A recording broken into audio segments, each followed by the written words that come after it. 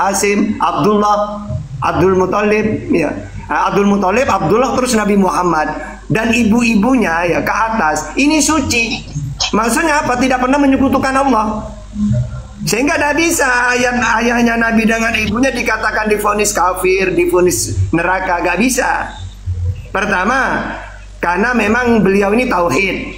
Yang kedua, Allah belum mengutus utusan, Nabi Muhammad belum diutus. Gitu. Makanya kata ulama, itu bukan ayah dan ibunya Rasulullah, tapi Abu Lahab, paman. Orang-orang itu ya di Jawa kebanyakan manggil paman itu sampai sekarang banyak yang ngomong bapak. Gitu. Ya. Oke, lanjut. Saya tambahkan boleh sebelum saya pamit? Mantap, Bunda. Lanjut. Oke, baik. Terkait dengan hadits itu, di situ jelas ada perkataan abi atau abun. Apa artinya? Paman. Contoh, tabbat siada abi lahab. Ini yang ditujukan kepada siapa? Abi, abu, abun, Abu Lahab. Jadi yang dimaksud di sini adalah pamannya, bukan kedua orang tuanya. Itu pamannya. Kenapa demikian? Karena Allah di praeksistensi kenabian, kerasulan, Allah sudah mengangkat perjanjian. Wa iz ahazallahu mitsaqan nabiyyin lama ataitukum min kitabi wa hikmah. Jadi ketika Allah mengambil perjanjian di alam roh praeksistensi, Allah kemudian mempersaksikan perjanjian yang agung kepada seluruh nabi. Apakah kalian bersaksi aku akan mengutus seorang rasul bernama Nabi Muhammad? Apa kata para nabi? Qala aqrartum wa akhaztum ala zalikum isri. Qalu aqrarna. Qala fashhadu wa ana ma'akum minasyahidin. Insyaallah itu saya tidak keliru. Ayatnya itu seperti itu. Al-Quran surah Ali Imran ayat 80 atau 81.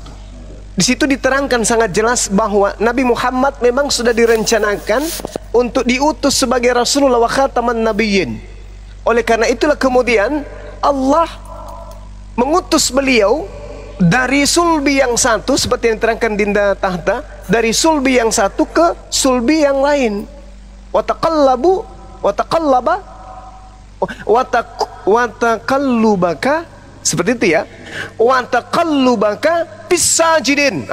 Jadi Allah mengatakan, aku melihat perubahan gerakan badanmu di antara orang-orang yang sujud. Maksudnya ketika Nabi Adam kemudian mengeluarkan keturunannya dari sulbi, Allah melihat pergerakan Nabi Muhammad di situ.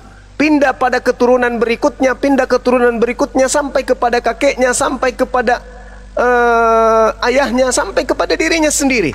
Jadi Allah mengatakan, wa taqallubaka fis sajidin. Aku melihat perubahan gerakan-gerakan badanmu di antara orang-orang yang sujud. Nah, terkait dengan kedua orang tuanya, Allah Subhanahu wa taala mengatakan apa? Wa ma kunna mu'azzibina hatta nab'atsa rasulan. Allah tidak akan menyiksa seseorang sebelum Allah mengutus seorang rasul kepada mereka, lalu mereka ingkar terhadap rasul tersebut. Sama seperti ketika Nabi Muhammad sallallahu alaihi wasallam, orang Indonesia ini, orang yang hidup di pulau ini, di Nusantara ini, pada abad ke-6 itu belum kena hukum. Belum kena hukum. Tapi ketika Nabi Muhammad SAW ajarannya sudah sampai ke Indonesia, yang tidak tunduk kepada hukum yang dibawa oleh Nabi Muhammad itu akan dihukum. Bagaimana mungkin kemudian seorang yang suci diutus di atas muka bumi ini berasal dari sulbi yang kotor, yang najis?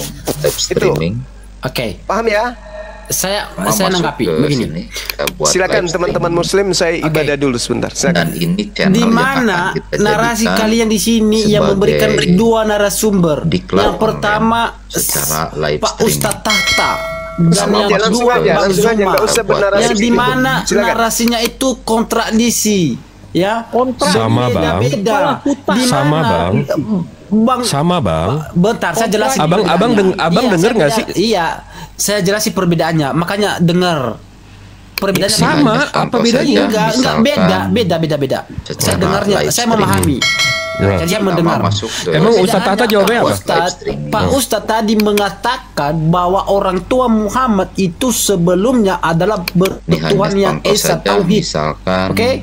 Nah, sedangkan Bang Zuma dia mengatakan bahwa Abi itu merujuk kepada paman. Paman, iya. Ustadz Tahta juga menjelaskan itu paman juga. Itu bisa di sini mana yang benar ini? Apakah Ustadz Tahta atau Bang Zuma? Pamannya. Paman.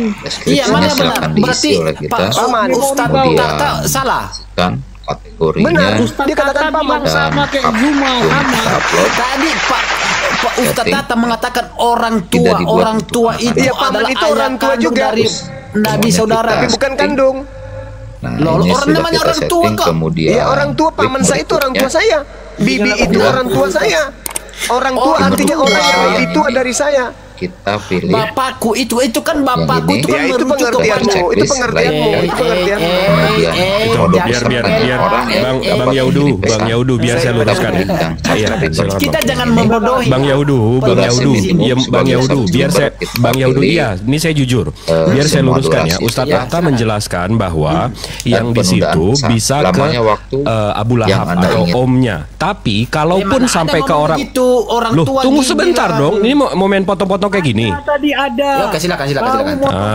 Kalaupun sampai ke orang tuanya, Ustadz Tahta bilang itu ada fitroh. Ada kalau yang belum dikirim nabinya, dia nggak akan dihukum. Bang Zuma juga menjelaskan hal yang sama. Bang Zuma menjelaskan dengan analogi kalau di Indonesia belum ada masuk nabi, belum ada ajaran, nah itu nggak dihukum. Sama aja penjelasannya. Tidak sama, bro. Ya, tidak sama. Saya rasa Anda memahami tadi penjelasan setiap narasumber Pak Ustadz. Enggak, coba yang komen di bawah sama yang di sini kasih tahu deh. Beda. Sama apa beda penjelasannya? Ya, apa cuma nih satu orang doang yang memang mau dengar beda? Sama. Cuman saya bisa paham itu akal sehat. Kalau modal akal-akalin tentu tidak sama. Artinya ada otak, nggak ada akal. Saya beberapa jam lagi. Jadi artinya di sini, bro, ya. Kalau memang ada beberapa info ya mengenai itu Yaudu 262 orang bilang sama 297, 300 orang bilang sama. Jadi memang kau aja memang yang agak lain. Kan kalau Pak Ustadz mengatakan bahwa orang tuanya itu adalah agama tauhid, ya, di mana itu adalah percaya kepada agama kepada Tuhan yang satu, berarti itu artinya bahwa itu masuk surga. Ya, bagaimanapun itu terlepas dia itu pamannya kan. 688, 700 orang bilang sama. Enggak masalah bagi saya. Lah, kok ngeles sekarang? Orang sama kok. Enggak, tadi saya mendengar 833, 861 itu bilang sama. Zuma sama Pak Ustadz. Saya cuma jelaskan dia ODGJ penggunaan pleonasmanya banyak. Mengklaim doang kan, pinternya mengklaim doang. Tunggu dulu. Saya tahu gejala ODGJ. Salah satunya bocor halus itu kalau istilah umum. Menggunakan pleonasme banyak. Begini, Pak Ustadz tadi mengatakan kalau dia itu beragama tauhid, percaya kepada Tuhan yang satu. Jadi pleonasme itu artinya bahwa di dalam Islam itu menjamin keselamatan. Tetapi entah kenapa ketika Muhammad ditanya tentang itu, tentang orang tuanya, ya, tetapi menjawabnya itu di neraka. Di mana ketauhidan kalian? Di mana kepercayaan kalian? Di mana? Kenapa ini masuk surga, bro? Mana? Kemana kepercayaan kalian? Kenapa dibilang masuk neraka? Kalau kalian di mana tunjukkan keselamatan kalian di sini. Atau saya mau tunjukkan data-data bahwa Tuhanmu yang Anda sembah itu masuk neraka, kekal di neraka. Mau saya tunjukkan Alim. Kita fokus dulu tentang imanmu. Dari tadi kita fokus dulu. Kita fokus. Nah, jadi mending kau keluar dulu deh, cuci kaki deh, dari tadi kau ngel terus. Udah ya. Anda kan kalau ditanya iman kan memotong dan Kan udah dijawab tadi beberapa kali. Kenapa sih? Nurunin. Bisa nggak saya pergunakan kewenangan saya? Kita setuju nggak anak ini diturunkan saja? Buang-buang waktu bagaimana?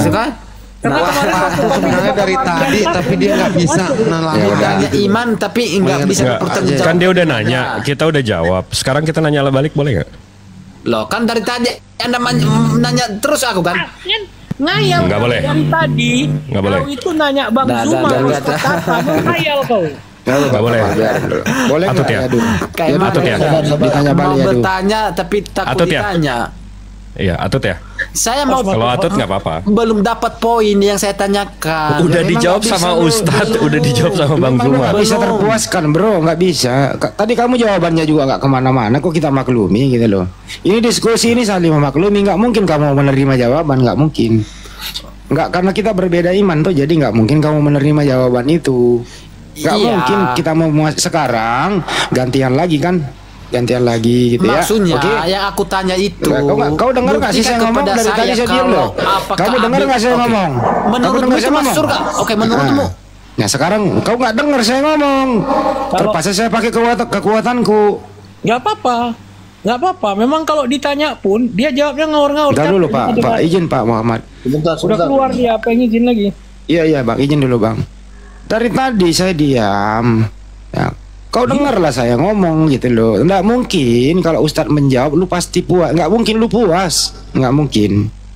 Jadi di sini bukan untuk memuaskan tapi edukasi buat penonton gitu loh. Nah tapi kalau saya sudah masuk dari tadi saya sabar, kamu masih nggak mau mendengarkan ya mohon maaf. Mohon maaf juga Pak Palopo ya. Saya pakai kekuatan saya untuk menurunkan orang ya buang-buang waktu. Itu yang penting kan sudah.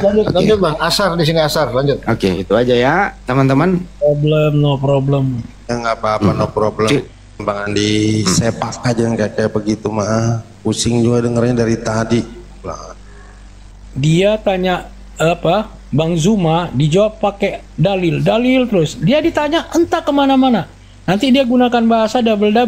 Istilahnya di dalam diagnosa medis untuk gangguan jiwa itu pleonasme. Kata yang sama digunakan double. Seperti naik ke atas, turun ke bawah. Itu dia sebutkan berkali-kali. Narasi kata-kata yang Anda sampaikan dalam frasa itu semua sama. Itu apa diulang-ulang.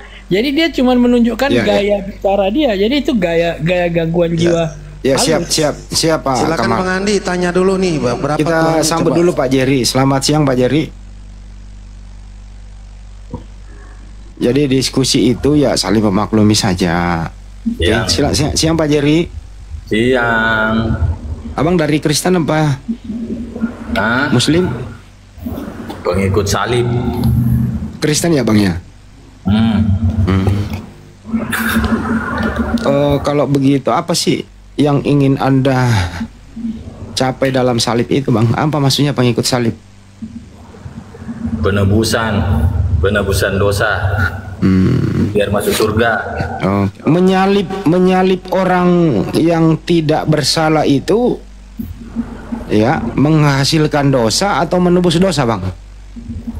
Dia disalib untuk menebus dosa, artinya dia menanggung dosa. Terus kemudian perintah siapa menyalib Yesus Bang? Perintah Bapa di surga. Di mana ada datanya Bang? Bapak di surga salibkan Yesus. Di mana ada datanya Bang? Memang tidak ada datanya. Oh tidak ada datanya. Hanya Anda yang membuat data sendiri gitu ya? Iya. Betul. Oke. Terus menurut Anda kehendak siapa Yesus disalib? Kehendak Bapa di surga.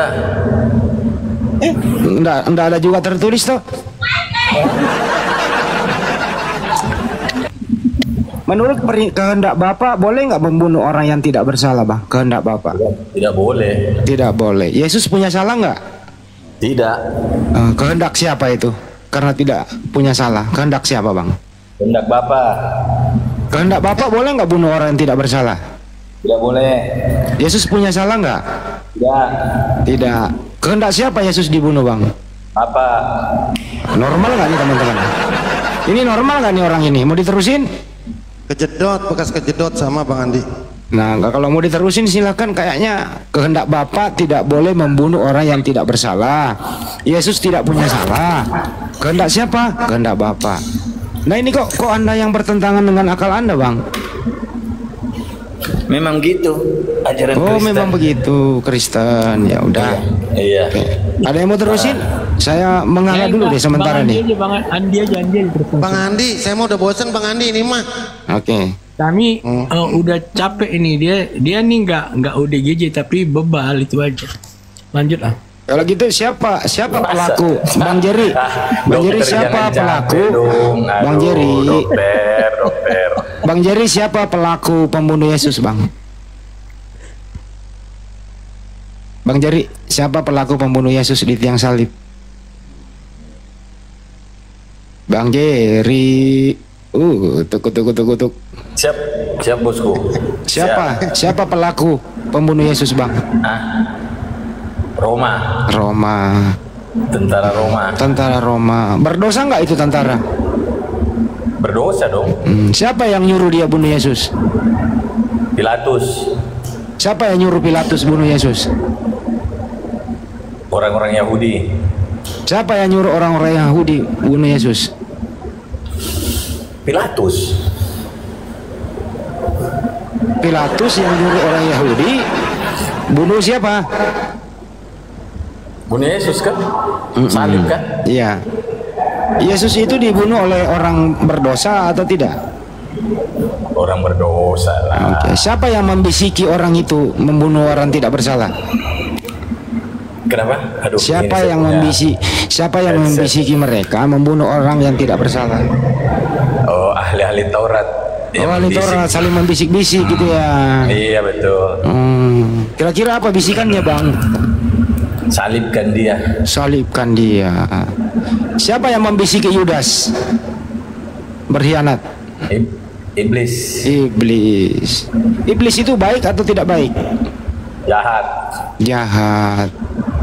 Jadi ini perintah iblis, bisikan iblis, betul? Iya. Jadi kehendak iblis Yesus mati. Iya. Kehendak iblis, berarti bukan kehendak Tuhan. Kehendak Tuhan juga. Kehendak Tuhan sama kehendak iblis.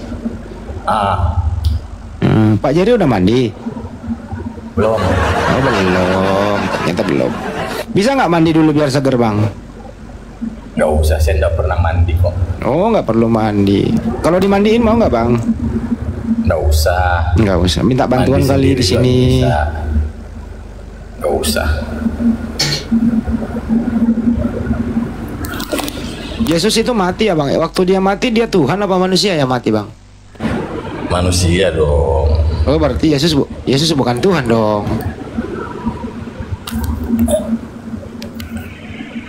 Gimana?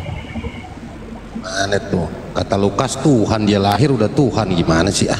Jer, yang mati di salib Tuhan ada atau? Dua versi kan, kata Lukas, lahir manusia, lahir Tuhan. Mau dijelaskan bahwa dia manusia dan Tuhan. Enggak, yang mati di salib itu manusia atau Tuhan?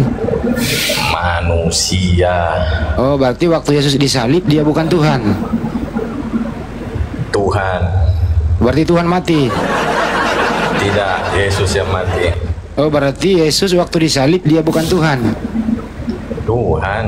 Berarti Tuhan disalib. Yesus. Bukan Tuhan. Bukanlah, Yesus yang disalib.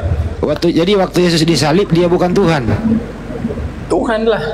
Berarti Tuhan disalib. Bukan Yesus yang disalib. Udah mandi belum? Udah mandi belum? Pak Jerry hibur kita aja di siang hari. Pendeta ya. Bang Handi, dia ini pendeta. Ya nggak apa-apa, dia menghibur kita. Makasih ya Pak Jerry menghibur kita ya. Assalamualaikum warahmatullahi wabarakatuh. Waalaikumsalam. Makasih ya Pak Jerry telah menghibur kita di sini ya. Pak Jerry. Tuk. Ya, kita sapa dulu Pak Andi. Yakusa, selamat sore Yakusa. Selamat sore Abang Palopo, saudaraku Saribatangku. Ya, silakan Bang. Saya mau tanya-tanya ini Pak Andi. Pak Jerry.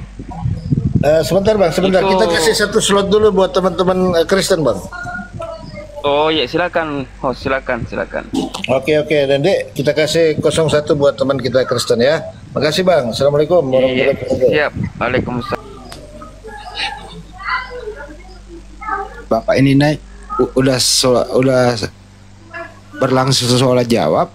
Anda naik juga mau bertanya, kan nggak enak nanti kalau dua yang nanya Bang. Satu aja dulu. Silakan naik lagi. Pak Jerry. Lanjut Bang Andi. Biar kerja Pak gosong Jerry. dia. Gosongin ya, biar kerja gosong. Pak Jerry. Udah bosan aku Bang. Pak Jerry.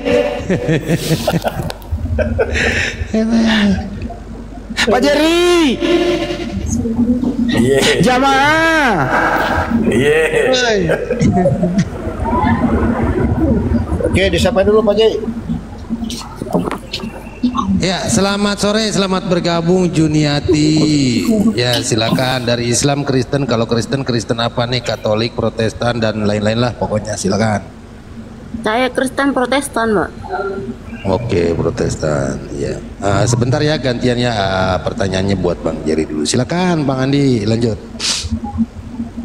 Atau Bang Jerry istirahat dulu Bang ya. Tiap malam kita ketemu kok. Ini Ibu Juniati ini baru naik di Komal Internasional ini. Silakan. Boleh, lanjut. Ibu Juniati, ada yang mau disampaikan? Itu pertanyaannya apa Pak? Kok dari tadi itu aja yang ditanya? Sebenarnya kita sama-sama ini aja Pak, menghormati agama lain aja udah. Kenapa dari kemarin itu aja permasalahannya, diganti inilah, ganti itulah. Sebelum kita lahir pun itu Alkitab kan sudah ada. Jadi kenapa harus disuruh ganti ini, ganti itu? Ganti apa Bu? Ganti Alkitab, ganti nama Allah lah, yang apalah. Saling menghargai aja gitu. Oke, lanjut Bang Andi.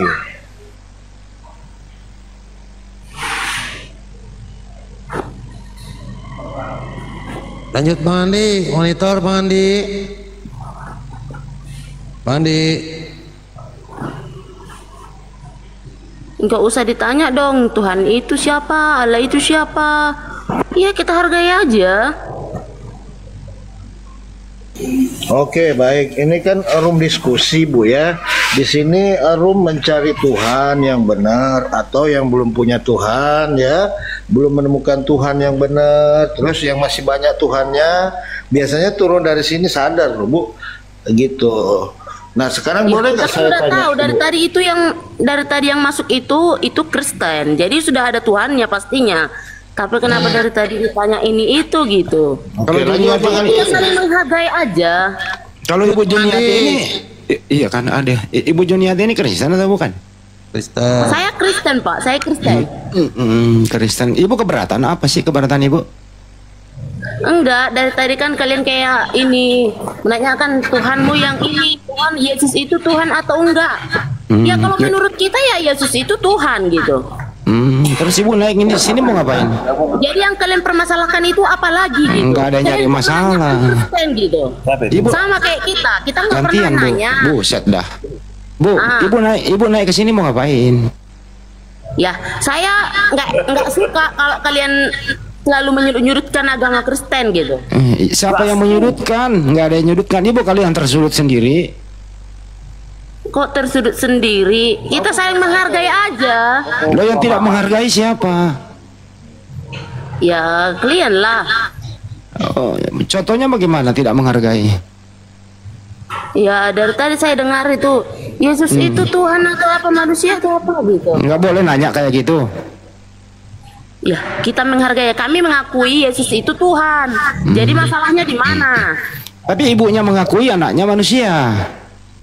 Ibunya yang rawat dia namanya Maria.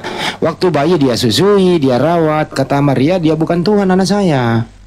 Gimana itu? Kalian kan pasti nggak ngerti lah. Orang kita beda agama. Siapa bilang sama? Ya udah kita beda agama. Jadi keyakinanmu keyakinanmu, keyakinanku keyakinanku. Terus Gitu. yang maksa ibu pindah keyakinan siapa? Ngawur kok, ngomong-ngomongnya nggak jelas kau. Macam-macam. Yang maksa ibu pindah marah suaminya gara-gara gua. Suami. Suaminya marah gara-gara gua. Maaf Pak, maaf. jawabnya C. Maaf Pak. Jangan marah-marah Pak. Bukan marah-marah loh. Siapa yang marah-marah? Kami hanya menjelaskan agama kami. Kalau penjelasan yang jelas, siapa yang Ibu, marah? iya, Bapak sama Ibu diskusi aja dulu di rumah suami istri. Jangan masuk sini dulu. Dari tadi kita ini Pak nggak suka dengar gitu. Kalian kayak menyinggung gitu. Kita nggak suka dengarnya, makanya kita naik. Orang kan cuma nanya-nanya Bu, nggak boleh nanya. Bisa. Nah, kalau ya begitu udah, hanya sebatas nanya aja, jangan ini loh Pak, jangan mempertanyakan agama kita gitu. Oke. Oh, kalau begitu saya nggak bertanya tentang agama ya. Berapa harga cabai di pasar Bu per kilo sekarang? Karena nanya agama deh. Bininya Pak, tanya bini Pak ya, biar tahu. Terus harga telur berapa Bu per kilo? Nah itu Bapak berarti nggak pernah belanja di rumah ini? Iya nggak pernah Bu, makanya saya nanya. Kalau beras seliter ya, sekilo berapa ya Bu harga beras? Coba tanya ibu itu Pak. Katanya nggak boleh nanya agama, nanya harga pasar nggak mau juga. Terus apa ya? Oke, assalamualaikum. Waalaikumsalam warahmatullahi wabarakatuh. Jadi begini dan dia marah-marah naik ke atas, katanya nggak boleh singgung ini singgung itulah. Itu gimana itu? Lalu bagaimana dengan perintah beritakanlah Injil ke seluruh makhluk? Gimana itu? Kan ada perintahnya, beritakanlah Injil, jadikanlah semua bangsa menjadi muridku. Ini kita sedang membantu penginjilan ini. Kan ada perintahnya itu Bu. Dan apakah ada larangan di dalam Bible orang di luar Kristen membahas Bible? Kalau ada tunjukkan dalilnya. Nggak ada kan? Nggak ada. Terus di Islam juga tidak ada larangan mengkaji Bible atau kitabnya orang di luar Islam. Tak ada juga. Itu yang pertama. Level kedua, kita lewati level pertama. Kita masuk level kedua. Agama Kristen mengajarkan orang lain untuk menjadi Kristen. Ajaran Islam menyampaikan ajaran Islam agar orang mengetahui. Kristen sudah menjalankan itu, Islam juga menjalankan itu. Level 2 kita lewati bersama. Sekarang masuk ke level ketiga.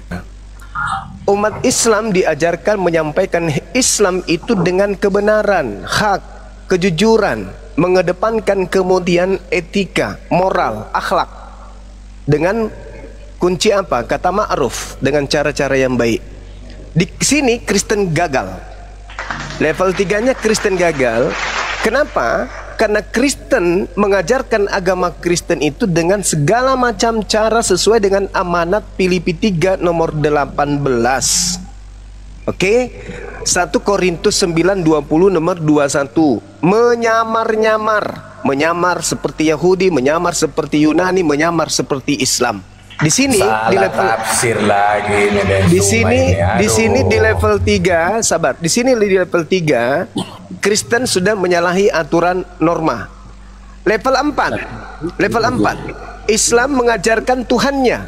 Islam mengajarkan nabinya. Islam mengajarkan Al-Qur'annya dengan lurus. Tidak ada mencampur adukkan dengan kitab agama lain. Di level 4 Kristen udah gagal total. Kenapa? Gagal total? Karena di level 4 ini Kristen menggantikan Tuhannya dengan Tuhan umat Islam. Kristen menggantikan kitabnya, label kitabnya dengan label kitabnya umat Islam. Semua istilah-istilah Islam yang sangat prinsip di Al-Quran hampir semuanya diambil masuk ke dalam Bible. Level kelima, level 3, level 4, level kelima. Level kelipanya ini lebih hancur lagi. Runyam runyamnya. Kenapa? Karena Kristen di pada level kelima merasa korban. Kristen merasa yang dinista, Kristen merasa yang dirugikan, Kristen merasa yang dihinakan. Padahal dari level 3, level 4 Kristen mulai melakukan sesuatu yang tidak sesuai dengan nilai-nilai keagamaan di negara ini. Contoh, kemarin kami mengadakan agama Islam, kegiatan Islam, muncul Kristen. Datang membawa simbol-simbol, atribut-atribut Kristen membagi-bagikan kepada kami. Itu bukti. pendeta atau misionaris Kristen menggunakan simbol-simbol Islam untuk memurtadkan, menggunakan kopiah, menggunakan baju koko, menggunakan istilah-istilah Islam. Bahkan mereka berani masuk ke pesantren-pesantren, nyamar-nyamar sebagai ustadz, nyamar sebagai Islam. Bahkan sekarang ini sudah ada mereka cetak Al-Injil, buku Al-Injil, isinya bahasa Arab. Itu semua adalah kehancuran yang diajarkan sejak dari level 3, level keempat. Apesnya di level kelima, Kristen yang merasa korban. Coba, ketika kami umat Islam meluruskan apa yang difitnahkan kepada Islam, kami yang dilaporkan. Itulah yang terjadi di Indonesia ini. Habis itu ibu naik ke sini, jangan bahas-bahas Tuhan, jangan bahas-bahas agama, bahas aja agama masing-masing. Level 3 Anda benahi, level 4 Anda benahi. Oke? Benahi dulu level 3 dan benahi level 4. Baru Anda ketika mewek di level 5 baru diiyakan oleh umat Islam, baru diiyakan oleh pemerintah. Anda nangis, Anda yang mencubit diri Anda sendiri. Mama, kenapa sayang? Pahaku sakit, ma. Kenapa nak? Dicubit, ma. Siapa yang cubit? Saya sendiri, ma. Itu yang terjadi. Itu yang terjadi. Coba sekarang ibu ada di rumah, ada Bible, buka dan lihat sampul di luarnya apa tertulis. Alkitab. Ibu tahu apa itu Alkitab? Itu nama lain daripada Al-Quran. Buka halaman pertama, yang melayang-layang di atas permukaan air itu disebut apa di situ? Allah. Itu Tuhannya siapa?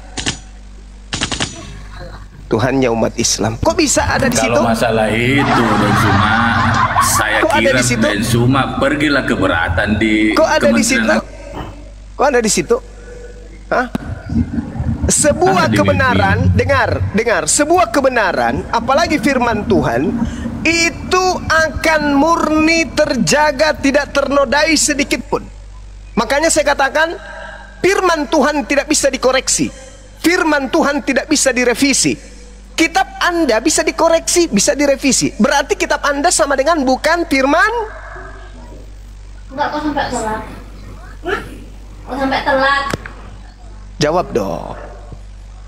Firman Tuhan tidak bisa dikoreksi, firman Tuhan tidak bisa direvisi. Kitab Anda bisa dikoreksi, bisa direvisi. Berarti kitab Anda bukan firman Tuhan, bukan firman Tuhan. Itu Alkitab kan sudah terjemahan. Nah, berarti terjemahan ini firman Tuhan atau bukan? Itu kalau terjemahan masa firman Tuhan yang isinya bagus, dong firman Tuhan. Bagus, terima kasih Bang Jerry. Berarti kita sepakat kitab yang digunakan oleh saudara-saudara Kristen di Indonesia ini bukan firman Tuhan. Sepakat kita, udah selesai Bang Jerry. Silakan teman-teman. Diambil alih teman-teman. Alkitab. Sudah. Artinya apa? Artinya apa? Ketika saudara-saudara Kristen berupaya mempolisikan kami dengan menggunakan data-data Bible, berarti Anda mencoba untuk mempolisikan kami dengan data-data palsu. Ternyata Anda sendiri mengakui, bahwa terjemahan yang ada di kitab saudara bukan firman Tuhan. Sedangkan Anda merasa dinista karena katanya firman Tuhan kami dibakar. Rupa-rupanya Anda mengakui yang tertulis di situ bahasa Indonesia itu hanya terjemahan, bukan firman Tuhan. Artinya saya tidak melakukan pembakaran firman Tuhan. Hakikatnya bukan firman Tuhan, itu Alkitab. Hakikatnya bukan firman Tuhan. Oke, sudah selesai. Dengan kata lain, ketika Anda melaporkan umat Islam dengan alasan Bible, berarti Anda sengaja membuat yang palsu-palsu untuk menjebak umat Islam. Anda mengakui bahwa yang direvisi dan yang dikoreksi itu bukan firman Tuhan. Nah, yang mengalami koreksi dan revisi selama ini adalah Bible. Berarti selama ini yang dikoreksi dan direvisi bukan firman Tuhan. Kalau bukan firman Tuhan, kenapa Anda jadikan sebagai acuan untuk melaporkan umat Islam? Sedangkan buku-buku itu yang kalian pakai untuk menggunakan dan menyimpulkan Tuhan kalian dengan menggunakan kata Allah. Ayo. Itu kan terjemahan bahasa Indonesia dari luar. Sekarang Tuhan Anda dalam bahasa aslinya apa? Dan Suma. Ini masalah aslinya juga. Kalau mau pakai Theos itu kan bukan bahasa Indonesia, itu kan bahasa Yunani. Theos bahasa Indonesianya apa? Apanya? Bahasa Itu Indonesianya. yang dipakai Allah, itu yang dipakai Allah. Berarti Anda secara lembaga, secara agama sudah menista Tuhan kami. Sedangkan itu Theos itu loh. Siapa yang kita tidak pernah menista loh. Itu saudara dari kecil, dari lahir loh itu tulisannya loh. Saudara Jerry, menista loh. Saudara Jerry, kalau cerita menista, siapa yang menista? Agama Anda yang menista. Bible Anda yang menista. Begini, dan Suma. Kalau memang dan Suma mau keberatan, laporlah maju ke Kementerian Agama, laporkan bahwa kami ini keberatan, umat Islam keberatan karena nama Allah, nama Tuhan kami itu dipakai di Alkitab. Bukan begitu solusinya. Kami ingin bukti kalau Kristen itu agama kasih. Kami ingin Kristen membuktikan kami ini agama kasih. Dengan cara apa? Menyadari kalau mereka pakai itu adalah Tuhannya umat Islam, tanpa dilaporkan. Kalau kebenaran, tegakkan kebenaran itu. Sekarang kalau Anda berbicara mengenai terjemah, Tuhannya umat Islam dimanapun di belahan bumi ini namanya Allah.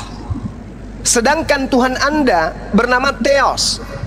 Pingin diterjemahkan ke dalam bahasa Indonesia atau Melayu, maka yang menjadi terjemahan dari kata Theos itu adalah dewa. Kenapa harus ke Allah? Satu, kalau Anda mengatakan itu bahasa Indonesia, coba Anda lihat di Bali, Tuhan Anda yang bernama Theos ketika masuk di Bali itu diterjemahkan dengan apa? Sang Hyang Widi. Jadi memang agama Anda ini kemana dia pergi, di mana di situ ada mayoritas, maka dia mengikuti warna mayoritas.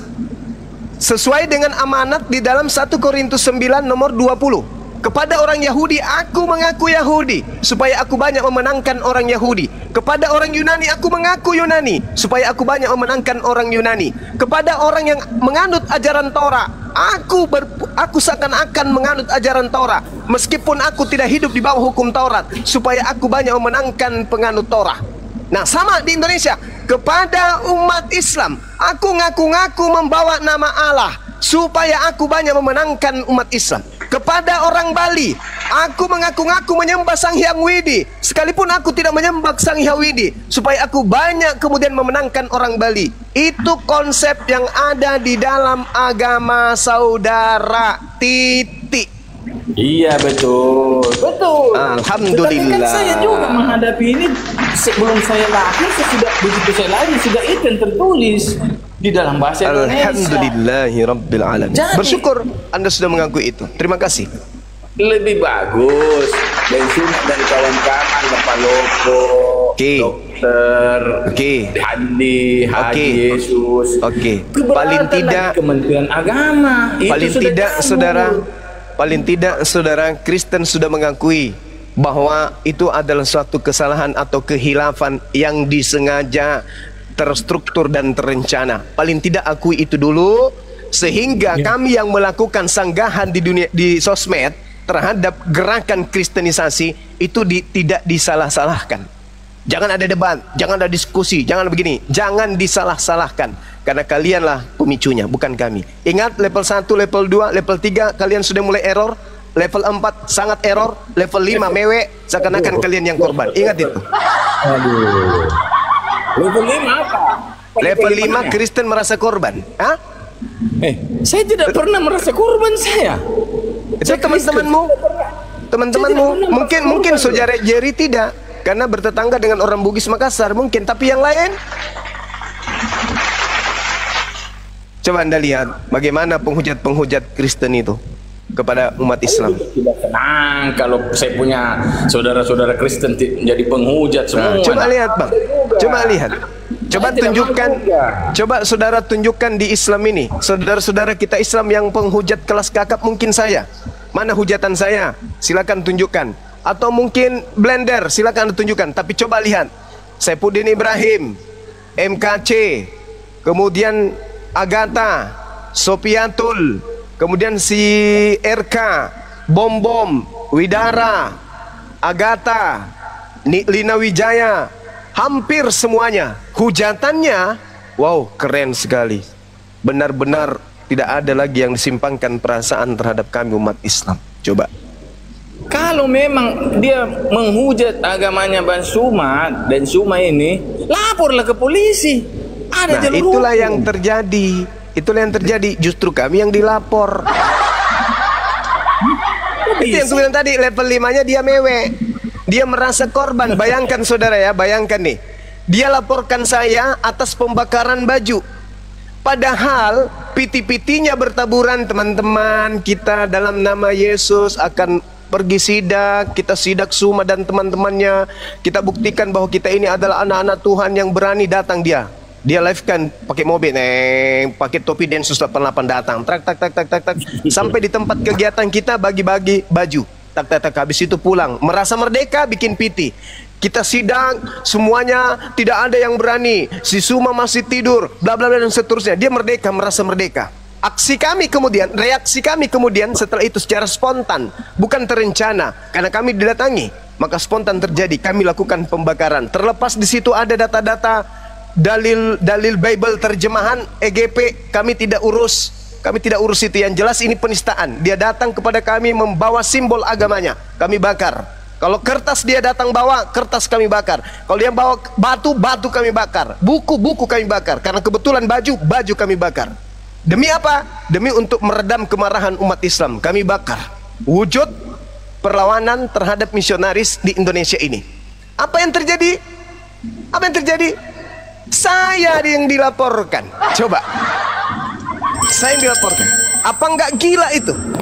Dia sudah rencanakan, ini baju tinggal 4 saya simpan buat Suma, buat Nandar, buat Ripa dengan si Cebi 4. Berarti dari rumah dia sudah rencanakan untuk kasih saya baju.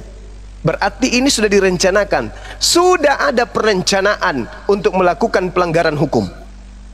Saya yang dilampor. Wow, keren kali. Padahal jelas-jelas banyak mahasiswa. Ada beberapa mahasiswa yang kemudian pakai hijab, didatangi Lina Wijaya, dibagikan Injil. Injil katanya nih, apa rukun iman yang ketiga? Beriman kepada Injil, kitab kita terus. Nah, ini salah satu Injil. Ambil ya, baca ya. Itu apa namanya? Itu penistaan, itu pelanggaran undang-undang. Itu pelanggaran. Terus apa lagi? Setelah dia berhasil membagikan baju-baju kaosnya yang bertuliskan isi Bible, dia fotokan kembali. Apa dia katakan? Bersyukur kepada Tuhan karena anak-anak Tuhan kita sudah tuai, saatnya kita menuai. Mereka yang kemarin kita kasih baju kaos, hari ini mereka pakai semua. Bangga sebangga-bangganya.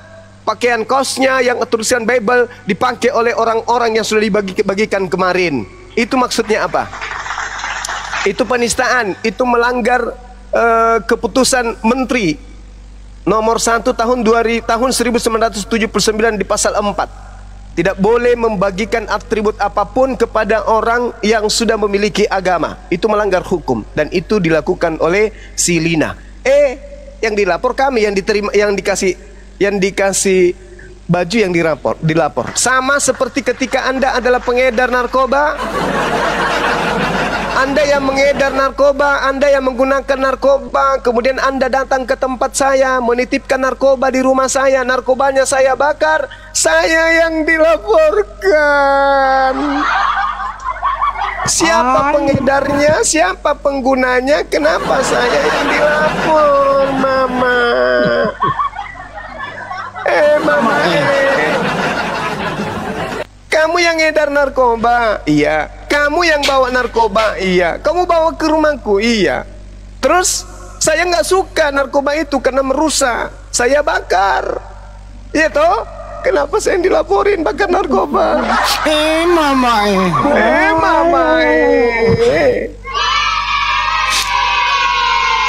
Itulah yang terjadi, teman. Level 5-nya mereka yang merasa korban.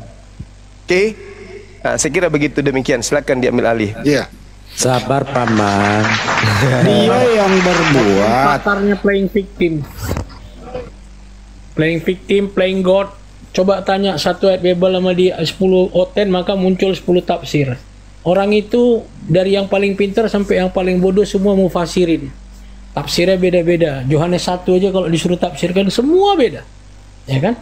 Padahal ada perintah harus sesuai teks di Petrus. Tapi mereka justru menafsirkannya sesuai selera masing-masing. Belum lagi kalau didengar denominasi yang beda-beda. Siap playing victim, playing God. Bermain jadi korban, bermain jadi Tuhan. Itu aja kerja oten, nggak lebih dari itu. Udah, silakan lanjut. Jadi dia yang berbuat, dia yang memulai, dia menikmati, terus ya dia juga roh yang harus mengakhiri. Artinya apa? Pertama itu bagaimana sih ajaran ini diajarkan kepada bangsa Indonesia? Waktu itu belum terbentuk Indonesia, masih penduduk lokal dengan kerajaan-kerajaan Islam yang berjaya waktu itu. Gimana caranya mereka? Ya Belanda ini tentu dengan misi POC 3G. Caranya gimana? Ya diterjemahin ke bahasa Melayu. Yang di sini banyak Muslim ternyata ya yang kita jajah nih. Ya kita bangun gereja yuk, bangun. Tapi yang Bible yang kita bawa ini bahasa Belanda loh. Bahasa asing mana ngerti. Orang lokal yang kita jajah ini kan kita mau bodoh-bodohi gitu loh. Nah, timbullah kesepakatan di antara penjajah ini membuat suatu lembaga yang disebut Lembaga Bible Hindia Belanda. Disusunlah terjemahin ke bahasa Melayu. Bagaimana supaya orang Melayu ini tidak sok kalau kita terlalu tampil dengan tampilan apa adanya yang berbahasa Yunani? Apa sih agama mereka? Islam. Apa kitab sucinya? Al-Quran. Ambil Al-Quran. Ambil kata menir. Cari. Kalau nggak mau cari, paksa. Kalau mau bertahan, habisin. Dapat Al-Quran. Oh, Tuhannya umat Islam Allah ya. Oh, ternyata Al-Quran bisa disebut juga Alkitab ya. Oh, yang Nabi Muhammad SAW Rasul ya. Bagaimana supaya laku? Robah yang namanya Bible, ganti menjadi Alkitab supaya biar sama sedikit. Ganti itu Theos, rubah menjadi Allah. Rubah itu Apostolos menjadi Rasul supaya mirip-mirip sedikit. Jalankan perintah. Ini perintah menir. Yang tidak setuju, mereka tidak punya apa-apa. Mereka adalah budak-budak kita. Gantilah semua. Nah, inilah yang dipakai sampai sekarang. Tapi sekarang nggak secara pemaksaan lagi kayak dulu. Indonesia udah merdeka. Bagaimana cara melakukannya? Itulah yang dimaksud dengan Bang Jumat tadi diterangkan. Dengan cara licik kuadrat. Mereka adalah lembaga yang namanya Lembaga Bible Indonesia, hadiah dari yang tadi dibawa oleh Belanda itu. Orang-orangnya licik sudah. Tampil di media sosial berhijab. Tampil di media sosial ibarat kata ustadz, kiai. Di dunia nyata juga begitu. Datang ke pulau-pulau, tampilannya.